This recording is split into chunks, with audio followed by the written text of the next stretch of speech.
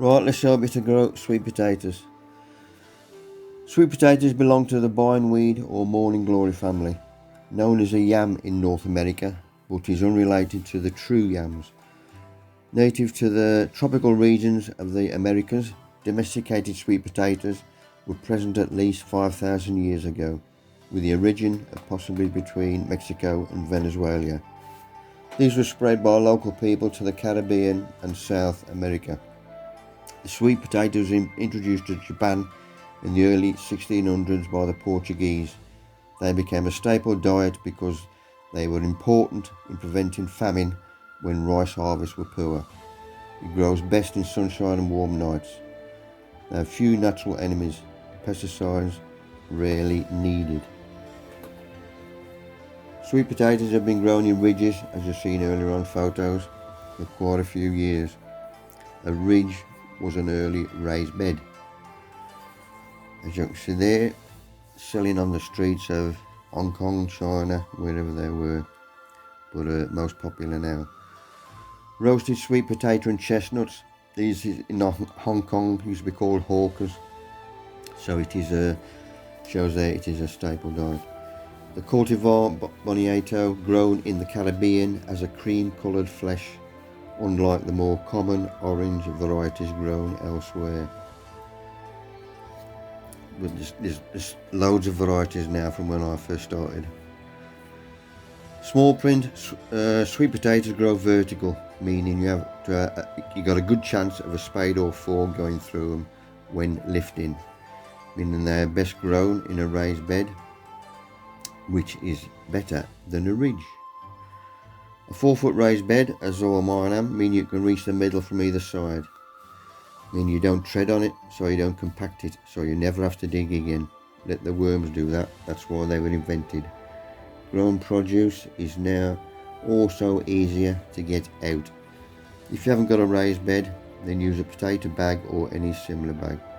Obviously I've got to have drainage holes.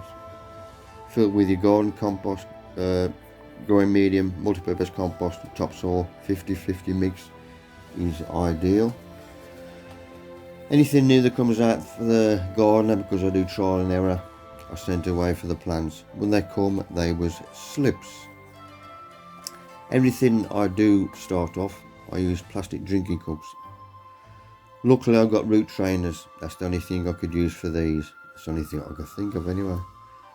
So I'll put them in there, planted them up, multi-purpose compost with a bit of vermiculite, put them in the end of the greenhouse. Luckily after 2 days they started coming through, they started to pick up, luckily for me. Having a look at the roots, yeah, nice white roots telling me it's being looked after, he's growing well. Planting out, meadow ridge again, 4 foot wide, so I've got 2 plants, then about a 1.5 foot gap. As you can see, they've all gone out. Just trialing half a bed, just in case they didn't do any good or whatever. As you can see, they're putting a bit of meat on now, and the leaf and the flower, when they come on, as we get a bit closer to them, you can see the leaf looks like convolvulus, and the flower, which is bottom left of the photo there, is a better close-up. Exactly the same, showing it's the same family. Tops are poisonous, but we don't touch them. It's only the tubers which we're after. Right, there's my first lot of potatoes coming up, sweet potatoes. Luckily I've got in here easy enough with a fork, and we've got a decent brew out. That's another variety I was getting out, them weren't so good. Right, lesson learned from last year, this is next year. Not warm enough obviously, because we're in the UK, so I top dressed an empty raised bed end of last year with manure and my own made compost. Watered well, then covered with a black and white horticultural plastic. This will help to keep the growing medium warm and moist, plus no weeds. I suppose a weed suppressant would also work well, plus letting in the rain. Don't forget, with a raised bed you have the drainage, so the growing medium warms up quicker, so you can plant out earlier.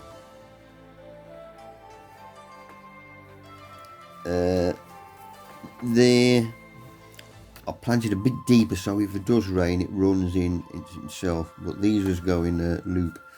There I'm watering because we had a dry spell in the summer, just giving a feed with a liquid osmug. All I do now is lift the edges and have a look at the plant. I do this with my normal potatoes as well. Instead of ruining a plant, lifting it and wasting it, I just lift the corner of the plastic. As you can see there, he'll come off for the dinner. So I'll take him off, earth the plant up and let him carry on growing. Do that with all of them.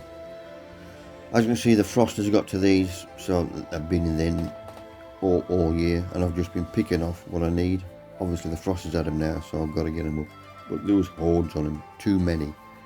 So the next year I went down to half a bed, and this was still too much, in the sense that I get a mycorrhizal fungi underneath them, which I love, and they went haywire. So now the following year it's just down to a third of a bed, and you still get loads. Different varieties, different ways of starting them off as well, or trying to keep them. I've sliced them, I've put them in a compost hole, and he'll even tell you, plant me up, I'm ready to go again. But you don't need to, because the good thing now, you get them as plugs. So when I get these plastic drinking cups, I use for everything, onion seedlings a lot. So these, compost in half a drinking cup, put these on top, good watering, and I'm ready to go out.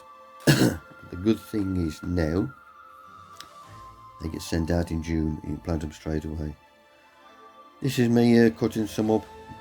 I've tried them, most things, but that was for chips, which but you can try them as mash. We like them as mash as well for an alternative. Soups, they make a good soup. Don't forget, people who've grown these for moons have tried everything. So you can bake them, slice them and put your little bits on. Casserole, you see there's courgettes in there as well. Baked spud, there's loads of different ways you can eat them. And there's your roast taters. Just give them a go, try them. And there's loads of stuff, you can get them as chips, crisps, freezer places, they've got loads in of different brews. But all the fruit shops now and supermarkets have got sweet potatoes that you can buy fresh. Just give them a go. If you like them, then try them, start growing them. On the internet, I had mine off Bellegarde from Marshall's. Now them £10 for 5, obviously too good a tuber, so you don't need, well, you only need 5 tubers. Just give them a go, but there's loads of different varieties. And as I say, they send them out in June, so then you can plant straight out. You don't have to look after them in the greenhouse, and they don't need a lot of feed. So give them a go.